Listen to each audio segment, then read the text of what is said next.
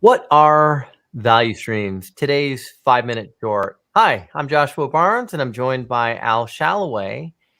And before I have Al kind of get into the depth of what value streams are, I thought that, or Al and I thought we would start off with just kind of the definition that we've got of what value streams are, right? So a set of actions that take place to add value to a customer from the initial request through realization of the value by the customer. So when the customer can actually consume something, always starts and ends, value streams always start and end with a customer, although that customer could be, an externally facing customer, somebody inside the organization.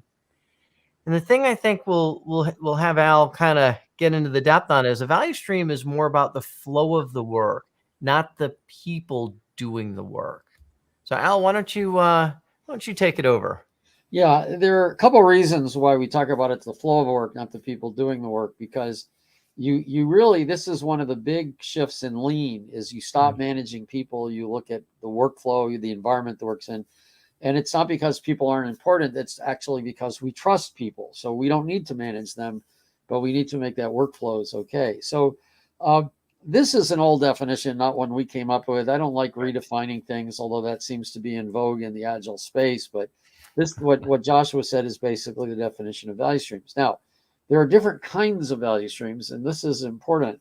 And people talk about development value streams and operational value streams, but I prefer to talk about who's using them. So it's still the same definition, but I talk about customer value stream. So technically, it's an operational value stream, how they get their job done.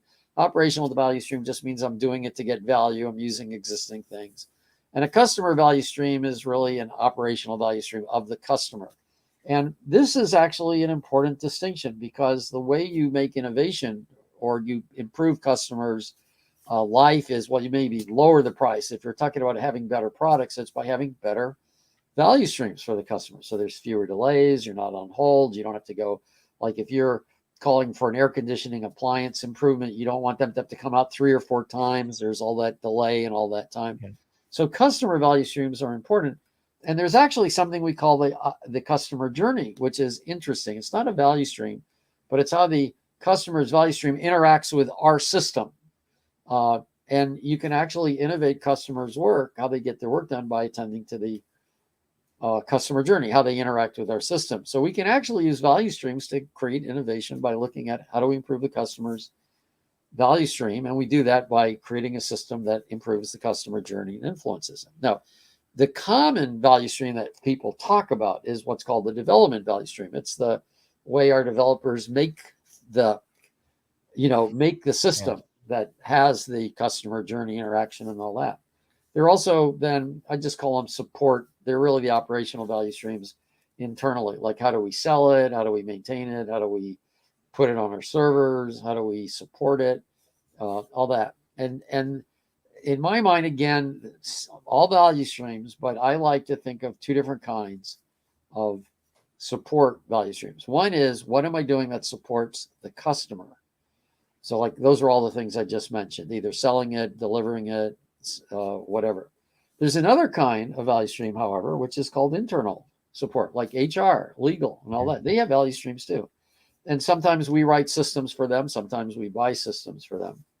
So, value streams are important because they actually help us see the flow of work, both how we build things so other people have better ways of doing their work. And I'll just summarize the four types I talked about.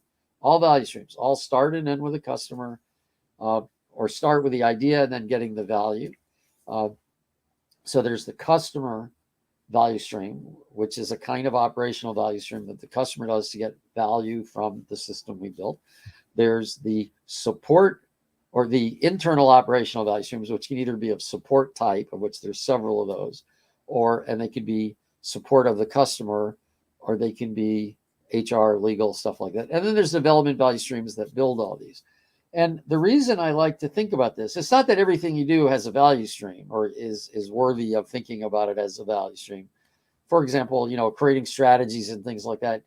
There was a time I think I was getting a little over excited about value streams and started looking and mapping those. But some of the stuff there's returning value on, so you don't need to go crazy about it. So those four, though, I think are worth looking at because you want to see how you can build them properly, and it gets you focusing on value add every level. One last comment. When requirements are done to a support organization, you want to keep in mind that these support people are actually supporting the customer value stream. So keeping all these in mind help enable the developers to create a more cohesive set of value streams across the board. Anyway, that's a lot for 5 minutes, but I hope you found it valuable. If you have any questions, please post them on the thread on LinkedIn, whether you're watching this live or on replay, and we'll see you on our next 5-minute short.